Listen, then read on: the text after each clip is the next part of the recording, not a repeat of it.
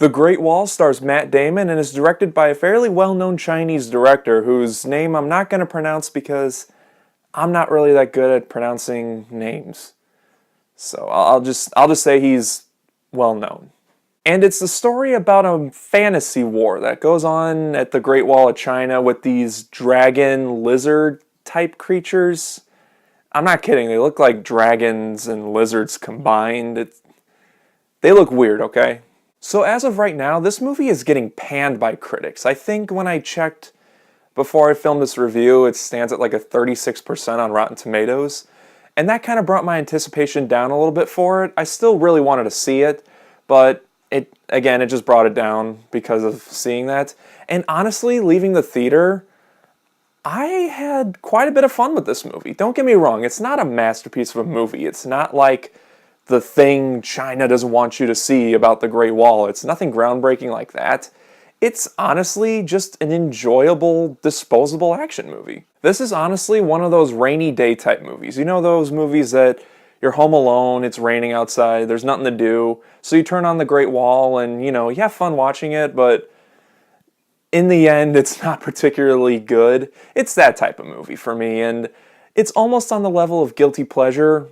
Like, it's not historically accurate, not at all. And looking by the trailer, you can judge that.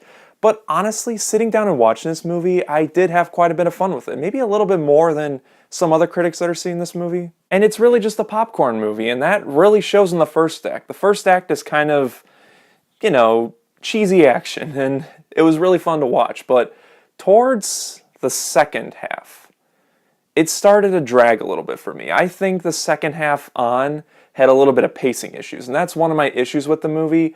My other big issue with the movie is lack of character development. Now, I've said this before, and I'll say it again.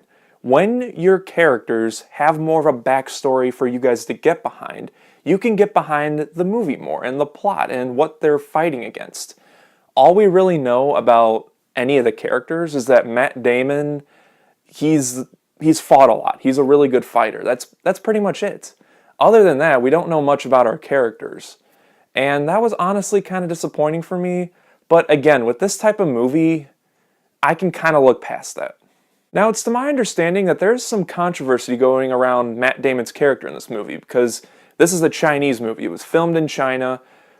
Majority of the actors are Chinese, yet they hire an American actor to play the hero of the movie. Let me just say this right now for this whole thing.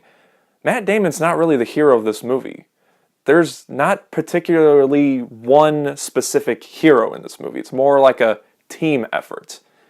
And so when people see that, I think the controversy will calm down a bit because, like I said, Matt Damon's not technically the hero. It's more of a team effort thing. It shows that he's a really good fighter, but in terms of saving a whole bunch of people, that type of herory, he doesn't really do anything that much in that movie. He only saves one person.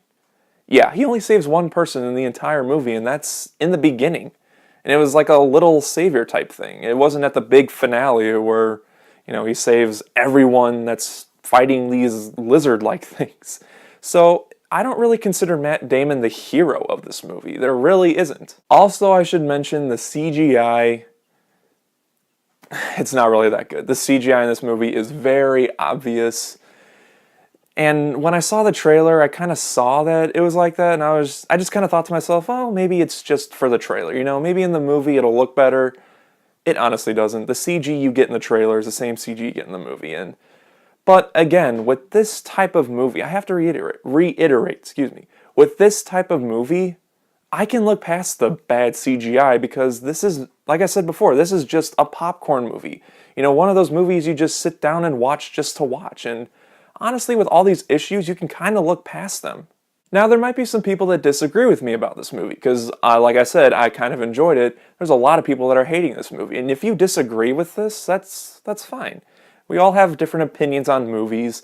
A lot of people actually, are going to go into this movie hating it. There's going to be that group of people that are just going to hate it because it's not historically accurate or whatever. But for casual moviegoers, moviegoers that just go to the movies just to see a movie, I honestly would recommend this one. It's definitely a turn your brain off type movie, but For people like me that like to watch movies, watch how movies are made, it's not particularly good, you know. And that's how it is. It's honestly kind of a mixed bag for me because, like I said, I enjoyed this movie. I went with my dad, he enjoyed this movie, but on a filmmaking perspective, it's not that good. You know, again, it's a mixed bag. It can go either way for me. I'm going to give The Great Wall 3 stars. It is honestly a little better than I thought it was going to be. It's not a masterpiece, like I said in the beginning. It's nothing groundbreaking. I honestly just didn't mind it. It was an okay movie. And like I said, if you're a casual moviegoer, I would say check this movie out. So when you guys see The Great Wall, let me know what you thought of it in the comments below. If you like this video, then give it a thumbs up, hit the subscribe button if you haven't already, and I'll see you next time.